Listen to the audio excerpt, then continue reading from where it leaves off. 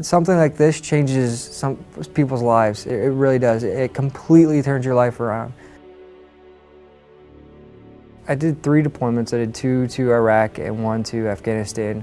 My first time was in 2006 to Al-Qaim, and the second time was in 2007 to 2008, which was in Fallujah, and then the third time was the push for Marja.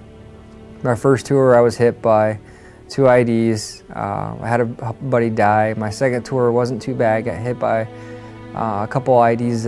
The truck in front of me got hit by a couple IEDs. Husky got hit every once in a while, but we all came back alive.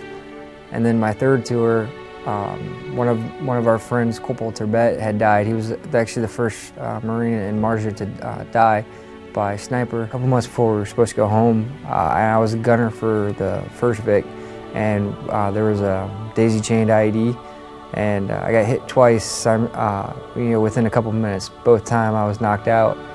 For a few hours, more like 12 hours, till they actually looked at me, and that's when the anger, I could feel groggy, I could feel the anger, I could feel the nightmares were horrible, and it was about the explosion. I could feel the heat on the side. Post-traumatic stress disorder, a lot of people do relate it to being you're crazy, and it's actually, I don't like to talk about it to anybody because I feel like, almost like a dirtbag.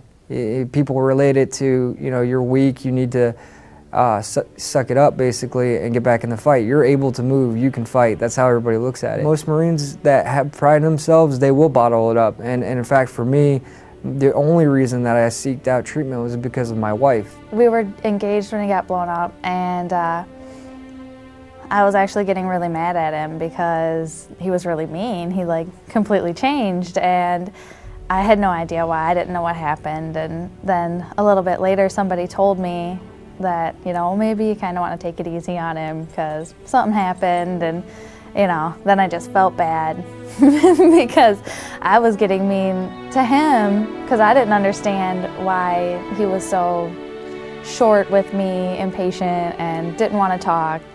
It was after the first few months he was home that things really started to go downhill. You can't see the wounds. You can't see the effects that PTSD or TBI have on us. They relate it to general anxiety, insomnia. You can't sleep. You're always in nightmares. Me personally, I don't sleep with my wife on the bed anymore. I sleep on the floor because my wife had to wash the sheets all the time because I was always drenched in sweat, and it was horrible. So what I do is I sleep on the floor in front of a window with a fan blowing to keep myself cool at night. I prefer to be alone.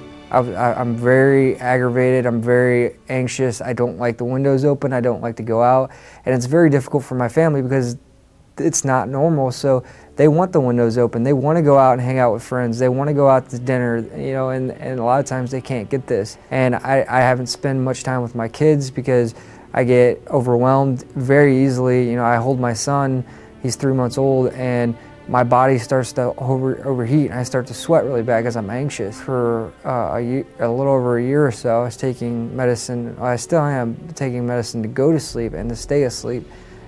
And the problem is they can't get rid of the dreams. His counseling and treatment, that's something, like he said, that I made him go, which I did make him go, because if he's not gonna try, I can't try, because I can't hold the marriage and the family together by myself.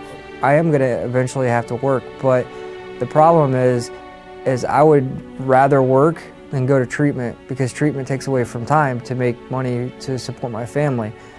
But the opportunity that has been given here with the home is I don't necessarily have to work as hard. I can work harder on treatment to get better for my family, and instead of worrying about working at whatever job I can get to pay for rent, to pay for the food, and to try and complete college.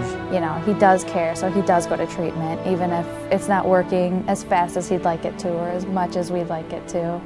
And, as long as he can continue treatment, we can continue working on it. But if he doesn't go, everything just, it can't work. We can't work together if he's not trying to. The way I was before is completely different than the way I am now, and I would absolutely love to be the person I was before. I had the motivation, you know, I was the person who volunteered for everything. You know, I wanted to be a squad leader. I made it to squad leader.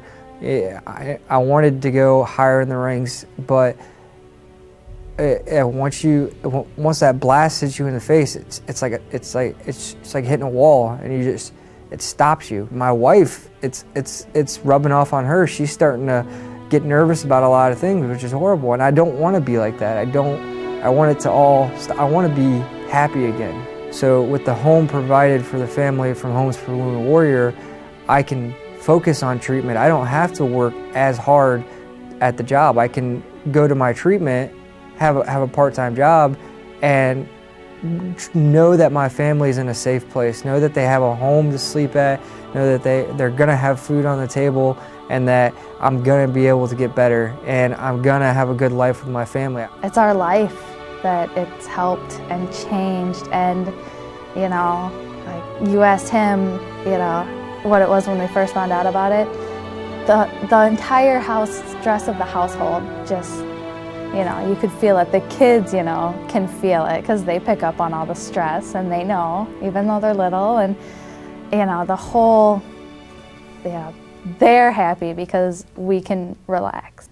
It's insanely amazing to have someone help us and catch us.